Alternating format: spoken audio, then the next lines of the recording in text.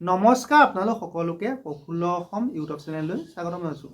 যদি আপোনালোক চেনেলটোলৈ প্ৰথমবাৰৰ বাবে আহিছে প্লিজ চেনেলটো ছাবস্ক্ৰাইব কৰি দিব, ভিডিঅ'টো এটা লাইক কৰি দিব আৰু যিসকল দাদা বাইদেউ ভাইটি ভণ্টি আৰু বন্ধু বান্ধৱীয়ে অসম বন বিভাগৰ নতুন এডভাৰটাইজমেণ্টৰ বাবে অপেক্ষা কৰি আছে তেওঁলোকলৈ ভিডিঅ'টো শ্বেয়াৰ কৰি দিব। এতিয়া আপোনালোকৰ যি বহুদিনীয়া অপেক্ষা সেই অপেক্ষাৰ অন্ত পৰি অসম বন বিভাগৰ ফালৰ পৰা বহুখিনি নতুন পদ মুকলি হৈছে। Forester grade 1, forest guard, game watcher, AFPF, driver আৰু ড্ৰাইভাৰ কনষ্টল। টোটেল 6টা ভাগত ফৰেষ্ট ডিপাৰ্টমেণ্টৰ পৰা নতুন পদ মুকলি হৈছে। আজি এই ভিডিঅ'টোত মই আপোনালোকক জনাই দিম যে আপোনালোকৰ যিটো গেম ৱাচাৰ পদ হয় সেই গেম ৱাচাৰ পদটো কি হয়। বহুতে মোক সুধি আছে যে গেম ৱাচাৰ মানে কি। এই ভিডিঅ'টো মই গেম ৱাচাৰ বিষয়ে ভালদৰে বুজাই দিম। এতিয়া আপোনালোকৰ গেম ৱাচাৰ নতুনকৈ পদ মুকলি হৈছে 74টা। তাত আপোনালোকৰ মেল কেণ্ডিডেটৰ বাবে টোটেল পোষ্ট আছে 52টা আৰু ফিমেলৰ বাবে টোটেল পোষ্ট আছে 22টা। আপোনালোকৰ আনৰিজাৰ্ভত মেলৰ বাবে আছে 27টা আৰু ফিমেলৰ বাবে আছে 12টা। OBC MOBCত মেলৰ বাবে আছে 10টা আৰু ফিমেলৰ বাবে 4টা। SCত মেলৰ বাবে আছে 5টা, ফিমেলৰ বাবে 2টা। STPত মেলৰ বাবে আছে 6টা আৰু ফিমেলৰ বাবে আছে 3টা। STHত মেলৰ বাবে আছে 4টা আৰু ফিমেলৰ বাবে আছে 1টা। এতিয়া আপোনালোকৰ যিটো গেম ৱাচাৰ পদ সেই গেম ৱাচাৰ পদটোত এপ্লাই কৰিবলৈ যিটো এডুকেশ্যন কোৱালিফিকেশ্যন সেইটো হ'ব লাগে আপুনি হায়াৰ ছেকেণ্ডেৰী পাছ। মানে আপুনি যদি 12 পাছ কৰিছে তেন্তে আপুনি এপ্লাই কৰিব পাৰিব। আৰ্টছ ছায়েন্স কমাৰ্চ যিকোনো এটা ষ্ট্ৰীমৰ পৰা যদি আপুনি হায়াৰ ছেকেণ্ডেৰী পাছ কৰিছে আপোনালোকে এপ্লাই কৰিব পাৰিব। কোনো ধৰণৰ পাৰ্চেণ্টেজৰ কথা নাই।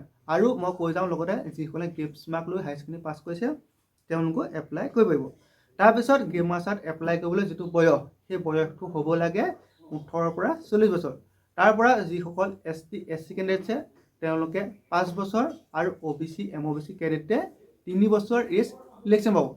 আৰু আপোনালোকৰ গেম ৱাচাৰত এপ্লাই কৰিবলৈ যিটো হাইট সেই হাইটটো যিসকল জেনেৰেল OBC MOBC আৰু SC মেল কেণ্ডিডেট আছে তেওঁলোকৰ হাইট হ'ব লাগে 163 চেণ্টিমিটাৰ আৰু ফিমেলৰ হাইট হ'ব লাগে 150 চেণ্টিমিটাৰ।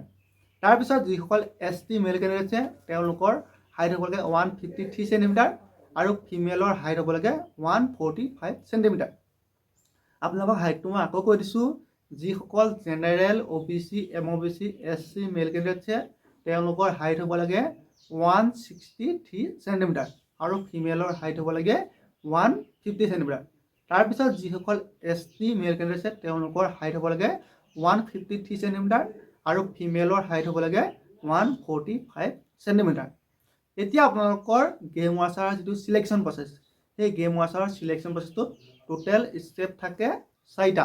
আপোনালোকৰ যিটো ফাৰ্ষ্ট ষ্টেপ সেইটো হৈছে physical test, second step written test, third step আপোনালোকৰ ৱাকিং টেষ্ট আৰু একেবাৰে লাষ্ট ষ্টেপটো হৈছে অৰেল বা ভাইভা টেষ্ট। এতিয়া আপোনালোকৰ যিটো first step physical test, physical টেষ্টত 2টা ইভেণ্ট থাকে ৰানিং আৰু লং জাম্প। ৰানিঙত থাকে আপোনালোকৰ 20 মাৰ্ক আৰু লং জাম্পত থাকে 20 মাৰ্ক। ৰানিং ল'ৰাসকলে 3.2 কিলোমিটাৰ মানে 3500 মিটাৰ আৰু ছোৱালীসকলে 1.6 কিলোমিটাৰ মানে 1600 মিটাৰ দৌৰিব লাগে।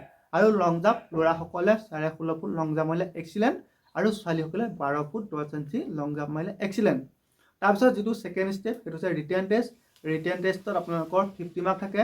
আপোনালোকৰ টোটেল কুৱেশ্যন আহিব 100টা, টোটেল মাৰ্ক থাকিব 50 আৰু প্ৰত্যেকটো কুৱেশ্যনৰ হাফ মাৰ্ককৈ থাকে। তাৰপিছত আপোনালোকৰ যিটো 3 নম্বৰ ষ্টেপ সেইটো হৈছে ৱাকিং টেষ্ট। ৱাকিং টেষ্টত ল'ৰাসকলে 26 কিলোমিটাৰ আৰু ছোৱালীসকলে 16 কিলোমিটাৰ। ল'ৰাসকলে 26 আৰু ছোৱালীসকলে 16 কিলোমিটাৰ 4 ঘণ্টাৰ ভিতৰত খোজকাঢ়িব লাগে। আকৌ ৱাকিং টেষ্টত কোনো ধৰণৰ মাৰ্ক নাথাকে। আৰু একেবাৰে যিটো লাষ্ট ষ্টেপ সেইটো হৈছে অৰেল বা ভাইভা টেষ্ট। অৰেল বা ভাইভা টেষ্টত থাকে 5 মাৰ্ক। আপোনালোকৰ গেম ৱাচাৰৰ যিটো ফাইনেল মেৰিট লিষ্ট সেই ফাইনেল মেৰিট লিষ্টত টোটেল মাৰ্ক থাকিব 100, ফিজিকেল টেষ্টত 40, ৰিটেন টেষ্টত 50, অৰেল বা ভাইভা টেষ্টত 5 আৰু NCCৰ বাবে থাকিব 5 মাৰ্ক। যিসকলৰ NCC C চাৰ্টিফিকেট থাকে তেওঁলোকে 5 মাৰ্ক, B থাকিলে 3 মাৰ্ক আৰু A চাৰ্টিফিকেট থাকিলে 2 মাৰ্ক লাভ কৰিব। এতিয়া মোক বহুতে সুধি আছে যে গেম ৱাচাৰ মানে কি হয় বা গেম ৱাচাৰৰ ডিউটিসমূহ কি হয়। এতিয়া আপোনালোকক অসম বন বিভাগৰ ফালৰ পৰা গেম ৱাচাৰত কোনো ধৰণৰ আপোনালোকৰ যোৱাবাৰ 2023 চনত যিটো নিযুক্তি হ'ল তাত নতুন পদ মুকলি হোৱা নাছিল। এইবাৰ আপোনালোকৰ গেম ৱাচাৰ নতুনকৈ 74টা পদ মুকলি হৈছে। এতিয়া আপোনালোকৰ গেম ৱাচাৰ যিটো পদ হয় সেই পদটো ফৰেষ্ট গাৰ্ডৰ গতে ছেম হয়, কিন্তু আপোনালোকৰ ফৰেষ্ট গাৰ্ডৰ ডিউটিসমূহ আপোনালোকৰ 3টা ভাগত থাকে। তোমালোকক মই কৈ দিছোঁ আপোনালোকৰ ৱাইল্ড লাইফ, নৰ্মেল আৰু ছ'চিয়েল। কিন্তু আপোনালোকৰ যিটো গেম ৱাচাৰ পদ, সেই গেম ৱাচাৰখিনি সাধাৰণতে আপোনালোকৰ অকল ৱাইল্ড লাইফত থাকে। গেম ৱাচাৰ মানে হৈছে অসমীয়াত মৃগৰক্ষী। মৃগৰক্ষী আপোনালোকৰ পদটো আপোনালোকৰ ৱাইল্ড লাইফত থাকে, আপোনালোকৰ নৰ্মেল ইয়াত খুব কম থাকে। আপোনালোকে যদি গেম ৱাচাৰত যায় তেন্তে আপোনালোকৰ ডিউটিসমূহ ৱাইল্ড লাইফত হ'ব। ৱাইল্ড লাইফত যিসমূহ জীৱ জন্তু আছে সেইসমূহ চোৱা চিতা কৰিব লাগিব। কিন্তু আপোনালোকৰ যদি ফৰেষ্ট গাৰ্ডত আহে তেন্তে আপোনালোকৰ যিটো ডিউটি, সেই ডিউটি আপোনাৰ ৱাইল্ড লাইফতো হ'ব বা নৰ্মেল যিসমূহ এৰিয়া আছে তাতো হ'ব, আৰু ছ'চিয়েল ফৰেষ্ট মানে সামাজিক বনানীকৰণ আপোনালোকক তিনিটা ভাগত ভাগ কৰি দিয়ে।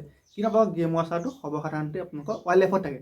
এতিয়া আপোনালোকৰ ফৰেষ্ট গাৰ্ড আৰু গেম ৱাচাৰ দুইটা ছেইম হয়। আপোনালোকৰ ডিউটিসমূহ একে বা কোৱালিফিকেশ্যন একে, দৰমহাৰ ক্ষেত্ৰত একে, আৰু আপোনালোকৰ যিটো বয়স সেই বয়সটো একে হ'ব লাগে। গতিকে আপোনালোকৰ যিসকলে ফৰেষ্ট গাৰ্ডত যাম বুলি ভাবিছে তেওঁলোকে গেম ৱাচাৰত গ'লেও একেখিনি সা সুবিধা পাব, কিন্তু গেম ৱাচাৰ ডিউটিসমূহ ৱাইল্ড লাইফত হ'ব।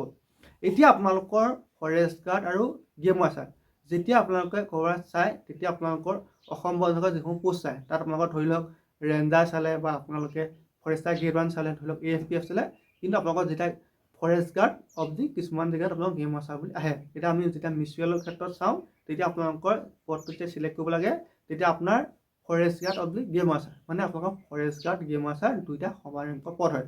আপোনালোকৰ ফৰেষ্ট গাৰ্ড গেম ৱাচাৰ দুইটা একেই। গতিকে আপোনালোকে যদি ফৰেষ্ট গাৰ্ডত যাম বুলি ভাবিছে তেন্তে গেম ৱাচাৰত গ'লেও আপুনি সেইখিনি সাৱধান পাব। আৰু আপোনালোকৰ যদি গেম ৱাচাৰৰ বিষয়ে কিবা জানিব লগা আছে তেন্তে কমেণ্ট বক্সত কমেণ্ট কৰিব, নাইবা মোক পাৰ্চনেলি যিটো ইনষ্টাগ্ৰাম ID প্ৰফুল্ল অসম তাত গৈ মেছেজ কৰিব, আপোনালোকক মই ভালদৰে জনাই দিম। ধন্যবাদ।